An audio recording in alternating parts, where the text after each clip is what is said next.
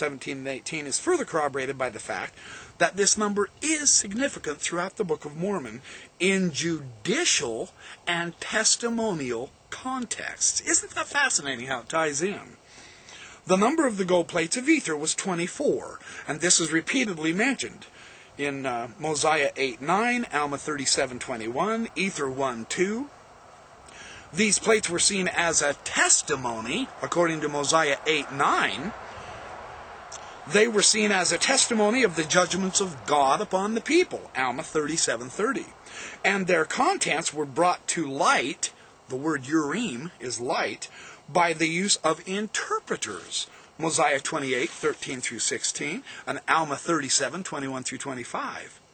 24 survivors remained at the end of the final destruction of the Nephites to serve in effect as witnesses of the judgment of God upon the people, Mormons 6:11 and 15. There were other survivors, so perhaps these 24 somehow stood as a body of special witnesses. Together with the 12 apostles. Now this is a significant development also.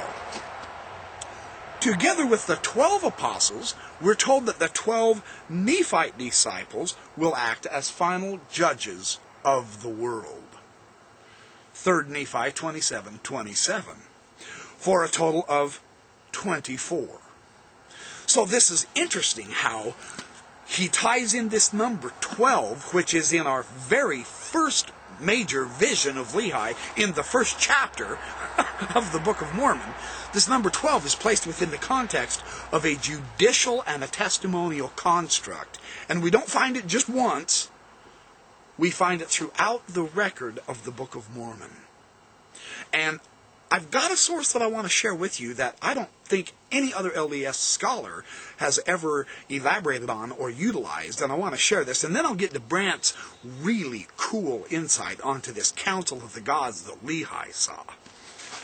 Now, John Michelle and Christine Rohn have written an entire text on the 12 tribe nations concerning sacred number in the Golden Age that I think is absolutely fabulous. It's a 1991 text. It was just reprinted in 2008. Thames and Hudson published it long ago. This is the Inner Traditions edition. The idea here is that the ancient philosophers, this is on page 5 of Michelle's work, the ancient philosophers understood the structure of number to be analogous with the structure of creation. And they also realize that number is basically duodecimal, being naturally governed by the number 12. By reference to their sacred canon of number, they ordered their societies and all their institutions within a duodecimal framework. We see the Book of Mormon tap into this in actually nonchalant, subtle ways, but it's there. They took it for granted. They didn't explain all of this out as Michelle does in this 12 Tribe Nations book, but it's reflected in our Book of Mormon text as a direct ancient way of ordering their understanding of the universe and society. It's fascinating. They were not the only ones. Neither was ancient Israel. There were many other nations that tied into this duodecimal system. All over the world, in countries as far apart as China, Ireland, Iceland, and Madagascar, there are records and traditions of whole nations and their territories being divided into 12 tribes and 12 regions. Each tribe within its sector of land. Now see, this is beautifully depicted in Israel and the 12 tribes of Israel, isn't it? It's fascinating. It's all over the ancient world. Each nation corresponded, each section, I should say, of the land corresponded to one of the 12 signs of the zodiac and to one of the 12 months of the year. A formal state cosmology provided the model for such organizations. It was numerically framed and based on the number 12, and for brevity and emphasis 12, it regulated every aspect of life, from religious and state ritual to the arrangement of clans, villages, and families.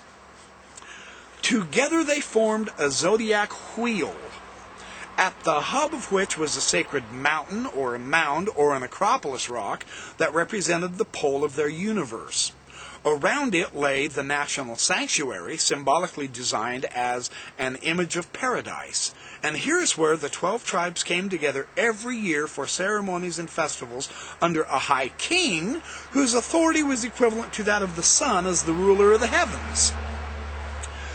This reminds us of King Benjamin's address in the Book of Mormon, where he gathered all the people together and he caused a high tower to be built and he gave out the law.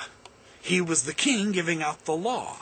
This happened every year. Nibley has talked about that, as has Farms, in their King Benjamin address, a book that's about 800 pages thick. It's huge. It's wonderful.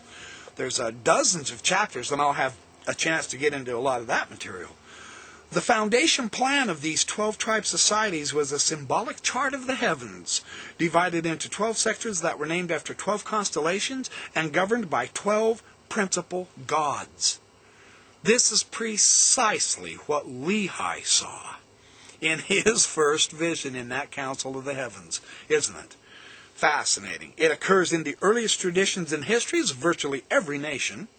Systems of 12 gods corresponding to the division of the year into 12 months and of the heavens into 12 astrological houses were adopted in ancient Egypt, Phoenicia, Chaldea, Persia, and throughout the East. This is directly where Lehi is, in Jerusalem, in the Levant, in the Palestinian area. The 12 Babylonian gods, according to Diodorus Siculus, ruled the 12 signs of the zodiac, and they were each worshipped in the appropriate month. The same thing is in Greece. We're in the ancient Near East with the various nations there. Then we move further over to the west, and we find the same situation in the islands of Greece. Hesiod's creation myth names 12 primordial gods born of heaven and earth. 6 are male, 6 are female. Zeus on Mount Olympus presided over a 12-god pantheon, and statues of 12 gods stood in the Forum at Rome. At Asgard, the Nordic Olympus, Odin sat enthroned amid 12 divine counselors. So we have it in the south, all the way as far south as Egypt. We have it way up far north in our Scandinavian ancestors. It is absolutely all over the ancient world, this 12 division. He says the 12 solar gods from the Hindus from the time of the Brahmanas. They've recognized 12 solar gods, the Adityas, each representing a 12th part of the sun's progress through the zodiac. Brahma employed 12 Jayas to help him fashion the world. In the Japanese Shinto cosmogony, 12 kami correspond to 12 stages in creation. So it's even across the seas over up into Japan. It's fascinating, isn't it? In the Zoroastrian Bundihish, 12 Aktars representing the 12 zodiac signs led the army of Ormazd. In the 4th millennium BC, now this is the other interesting thing. Now Lehi, of course, is in 600 BC.